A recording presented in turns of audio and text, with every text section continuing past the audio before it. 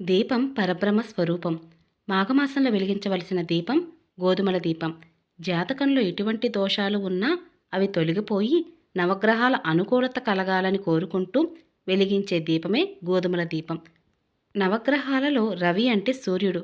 సూర్యుడికి గోధుమలంటే ఎంతో ప్రీతికరం.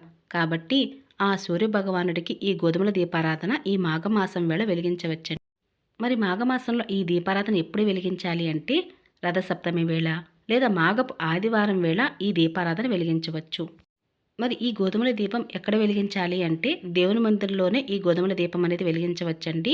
గోధుమల దీపం వెలిగించేటప్పుడు దేవుని మందిరంలో సూర్యభగవానుడి యొక్క చిత్రపటం ఉంటే పూజలు పెట్టుకోండి. లేదా 7 చిక్కుడుకాయలతో రథాన్ని చేసి పూజలో పెట్టుకొని పూజ అయితే చేయవచ్చు. ఆ రథం ముందే మీరు ఈ గోధుమల దీపం అనేది వెలిగించవచ్చు. మాఘమాసంలో వచ్చే ప్రతి మాఘపు ఆదివారం వేళ ఈ గోధుమల దీపం అనేది వెలిగించవచ్చు.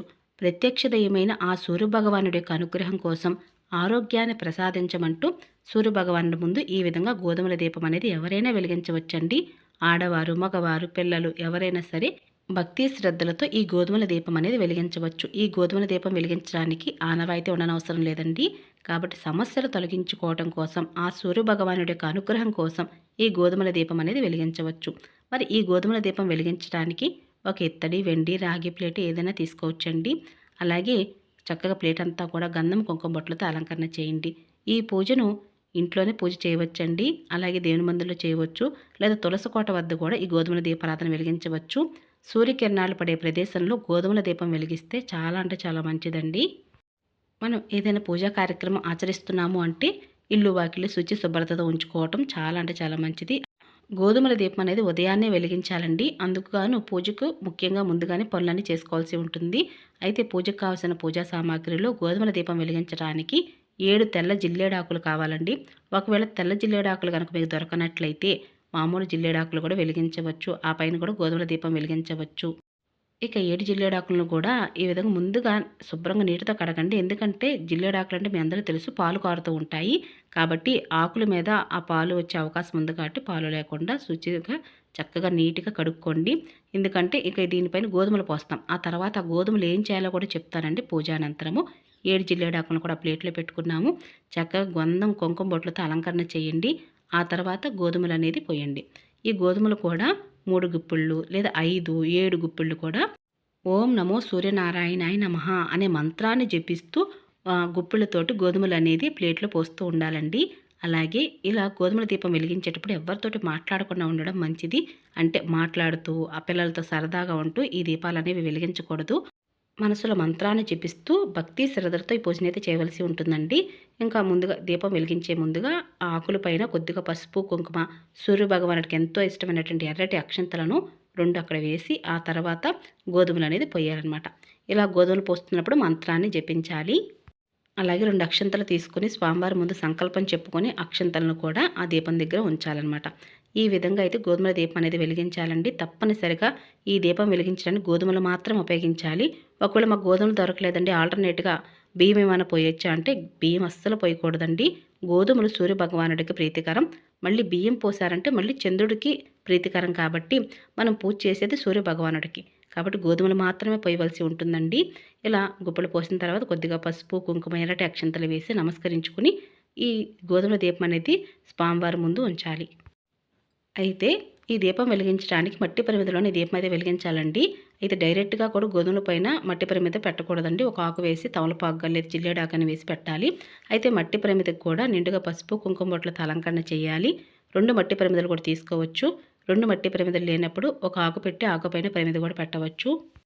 ఎందుకండి ఇంత చిన్న చిన్న విషయాలు కూడా ఇంత క్లారిటీగా చెప్తున్నారు అంటే మొదటిసారి ఎవరైనా సరే గోధుమల దీపం వెలిగిద్దాం అనుకున్న వారైనా లేదా పూజలు ఇప్పుడే మొదలు పెడుతున్న వారైనా అంటే కొత్తగా పెళ్ళైన వారైనా సరే ఇలా పూజలు మొదలుపెట్టినప్పుడు ఎన్నో సందేహాలు వస్తూ ఉంటాయండి. వారి కోసం అంటూ ఇటువంటి సందేహాలన్నీ కూడా తెలియచేయాలి అనే ఉద్దేశంతోనే ప్రతి ఒక్క విషయాన్ని తెలియజేస్తూ ఉంటాను. కాబట్టి నేను పూజా వీడియోని పూర్తిగా చూడండి, వినండి అని చెప్తూ ఉంటాను. అప్పుడు మీకు ఎటువంటి సందేహం కూడా రాదు. పూజను చూసే ప్రతి ఒక్కరు కూడా తేలికగా పూజ చేసుకోవాలనేది మాత్రమే నా ఉద్దేశం అండి. అందుకే ప్రతి ఒక్క విషయాన్ని కూడా తెలియజేస్తూ ఉంటాను. అలాగే గోధుమ దీపం వెలిగించేటప్పుడు 7 అనే సంఖ్య అనేది తప్పనిసరిగా పూజలో ఉపయోగించాలండి. ఎక్కువగా వస్తుంది కూడా. కాబట్టి 7 ఒత్తులతో దీపారాధన చేయాలి.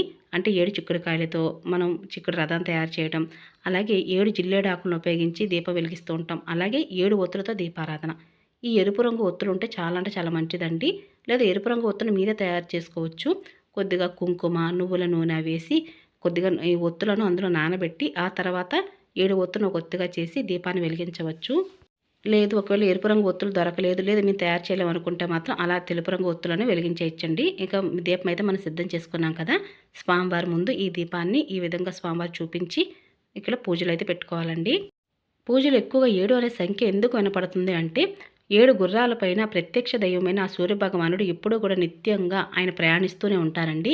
కాబట్టి 7 గుర్రాలకు సంకేతకంగా మన పూజలు ఎక్కువగా 7 జిల్లేడాకులను, 7 ఒత్తులను, అలాగే 7 చిక్కుడుకాయలతో రథాన్ని తయారు చేసి పూజలు పెడుతూ ఉంటాం. మీ దగ్గర స్వామివారి పటం లేకపోయినా, లేదా చిక్కుడుకాయలు కనుక లేకపోయినా కూడా ఇలా స్వామివారి యొక్క సూర్యుని ఫేస్ ఉన్నా సరే పూజలు పెట్టి పూజ అయితే చేయవచ్చండి. అలాగే సూర్యభగవానుడు తప్పనిసరిగా ఉదయమే ఈ పూజనైతే చేయాలి. పూజ చేసేటప్పుడు మాఘ స్నానం అనేది తెల్లవారకు ముందే చేసి ఆ తర్వాత సూర్యభగవానుడికి అర్ఘ్యం అనేది ఇవ్వాలండి. మరి ఆ అర్ఘ్యం ఎలా ఇవ్వాలి అంటే రాగి చెంబులో నిండుగా నీళ్లు పోసి పసుపు, కుంకుమ, ఎర్రటి అక్షంతలు, ఒక ఎర్రటి మందారం ఉంచి నమస్కరించుకొని సూర్యుని చూస్తూ నీళ్ళు అనేది నేల మీదకి అలా వదిలేసేయాలన్నమాట. అలా వదిలేటప్పుడు సూర్యభగవాన్ని ద్వాదశ నామాలు ఉంటాయండి. ఆ ద్వాదశ నామాలు చదువుతూ లేదా ఓం సూర్యనారాయణాయ నమః అంటూ సూర్యభగవాన్ని ఆరాధన చేస్తూ అర్ఘ్యం అనేది ఇవ్వాలి. ఈ విధంగా సూర్యునికి నీళ్ళు అనేది అర్పించటం అనేది అర్ఘ్యం ఇవ్వటం అని అంటారన్నమాట. మాఘమాసంలో మాఘపు ఆదివారం వేళ మీరు గోధుమ దీపారాధన వెలిగించవచ్చు అని చెప్పాను కదండి. ఈ విధంగా స్వామివారికి గోధుమ దీపారాధన వెలిగించడం అనేది మాఘపు ఆదివారం పూజా విధానం అని అంటారు. అంతేగాని మాఘపు ఆదివారం నోము అని అనరండి. మాఘపు ఆదివారం నోము వేరు, మాఘపు ఆదివారం పూజ వేరు. రథసప్తమి వేళ మీకు పూజ చేయడం కుదరని వారు మాఘపు ఆదివారం వేళ రథసప్తమి పూజను ఆచరించవచ్చు. లేదా మాఘమాసంలో వచ్చే ప్రతి ఆదివారం వేళ మాఘపు ఆదివారం పూజా విధానాన్ని ఆచరించవచ్చు. మరి మాఘపు ఆదివారం నోము అంటే ఏంటండి అని అంటే మాఘపు ఆదివారం నోముకి ఎన్నో నియమాలు ఉంటాయండి. అలాగే నోములు అనేవి రథసప్తమికి, మహాశివరాత్రికి పడుతూ ఉంటారు. ఒక నోముని జీవితంలో ఒకసారి మాత్రం పడుతూ ఉంటారండి. ఆ విధంగా మాఘపు ఆదివారం నోమును కూడా పడుతూ ఉంటారు. ఎంతో విశేషమైన పూజా విధానము. మన ఛానల్లో మాఘపు ఆదివారం నోము ఎలా పడతారు అనే విశేష వివరాలతో పూర్తి వివరంగా పూజా వీడియో షేర్ చేస్తున్నానండి. మీరు ఎవరైనా మిస్ అయినట్లయితే ఆ వీడియో కూడా చూడండి. ముందుగా ఆదిదేవుడైన వినాయకుడిని అయితే పూజించాలండి. పూలతో అలంకరణ చేసి స్వామివారి ముందు అక్షంతలతో పూజ చేసి తాంబూలం సమర్పించి ధూపం చూపించి వినాయకుడికి అయితే పూజ చేయాలి. ఆ తర్వాత సూర్యభగవానుడికి పూజ చేయాలి. మరి సూర్యభగవాన్ ఆరాధన చేసేటప్పుడు 2 అక్షంతలు తీసుకొని మీ గోత్రనామాలు చెప్పుకొని ఆ తర్వాత స్వామివారి ముందు ఆదిత్య హృదయం, సూర్య అష్టకం ఇవన్నీ కూడా చదవలసి ఉంటుందండి. మాఘమాసం ఎంతో విశిష్టతమైనది. మాఘము అంటే పాపము పోగొట్టేది. కాబట్టి తెలిసి తెలియక చేసిన పాపం అన్నీ కూడా సూర్యభగవాను ముందు గోధుమ దీపారాధన వెలిగించడం వలన, అలాగే జాతక దోషాలు తొలగించుకోవడం కోసం ఈ గోధుమల దీపం అనేది మాఘమాసంలో ప్రతిరోజు వెలిగించవచ్చు. లేదా మాఘపు ఆదివారం వేళ వెలిగించవచ్చు. లేదండి మరి మిగతా రోజుల్లో వెలిగించకూడదా అంటే మాఘమాసం పూర్తయిన తర్వాత కూడా ప్రతి ఆదివారం వేళ కూడా సూర్యభగవాన్ని ఆరాధన చేయవచ్చు. అలాగే గోధుమల దీపము వెలిగించవచ్చు. ఇందాక మన పూజా విధానం చెప్పుకున్నట్లుగా నవగ్రహాలలో రవి అంటే సూర్యుడికి గోధుమలు అంటే ఎంతో ప్రీతికరం అండి. అలాగే కుజగ్రహానికి కూడా కందులంటే చాలా ఇష్టము. బుధగ్రహానికి పెసలు, గురుగ్రహానికి శనగలు, శుక్రగ్రహానికి బొబ్బర్లు, శనిగ్రహానికి నువ్వులు, రాహుగ్రహానికి మినుములు, కేతుగ్రహానికి ఉలవలు. గ్రహాల దోష నివారణకు ఆయా గ్రహాలకు ప్రీతికరమైన ధాన్యం గనక సమర్పించినట్లయితే జాతక దోష నివారణ జరుగుతుంది. అలాగే ఆరోగ్య ప్రదాత అయిన సూర్యభగవానుడికి గోధుమలంటే ప్రీతికరం కాబట్టి రథసప్తమి వేళ మాఘమాసంలో ఏ రోజైనా లేదా మాఘపు ఆదివారం వేళని సరే ఈ గోధుమ దీపారాన్ని అయితే వెలిగించవచ్చు. మరి ఈ విధంగా గోధుమ దీపం వెలిగించిన తర్వాత మీ మనసులో ఉన్న సంకల్పాన్ని స్వామివారి ముందు ఉంచి స్వామివారికి ఈ రోజున 7 చిక్కుడు ఆకుల్లో ఇలా పరమణం అనేది నివేదన చేయాలండి. లేదా మామూలుగా తమలపాకు మీదనే సరే పరమణం అనేది పెట్టి తప్పనిసరిగా నివేదన చేయవలసి ఉంటుంది. అలాగే తాంబూలం కూడా సమర్పించాలి. మంగళహారతులు ఇచ్చి పూజనైతే ఈ విధంగా చేయాలి. మరి దీపం వెలిగిన తర్వాత అంటే గగనమైన తర్వాత ఆ గోధుమలు ఏం చేయాలంటే పూజానంతరము అంటే గోధుమలను నానబెట్టి ఆ తర్వాత ఉడకబెట్టి ఆవుకైతే పెడితే చాలా అంటే చాలా మంచిదండి. మా దగ్గర ఆవు అవి దగ్గరలో లేవండి. ఏం చేయాలి అంటే గోధుమలు నానబెట్టిన తర్వాత మట్టిలో కనుక గోధుమలు వేస్తే గోధుమ గడ్డి అవుతుందండి. ఎప్పుడైనా ఆవు కనపడినప్పుడు ఆ గోధుమ గడ్డి అనేది ఆవులకు పెట్టవచ్చండి. లేదా ఆ గోధుమలను పారే నదిలో, బావిలో వేయవచ్చండి. అలా వేసినా సరే అక్కడ ఉన్నటువంటి ఏదైనా జీవాలైనా సరే ఆహారంగా తింటాయి కదా! అలా తినటం వలన మన జాతకంలో ఉన్నటువంటి దోషాలన్నీ కూడా తొలగిపోతాయి. ఇక ఇదేనండి ఈరోజుటి పూజా విధానం. మీ అందరికీ నచ్చింది, యూస్‌ఫుల్ అవుతుందనుకుంటున్నాను.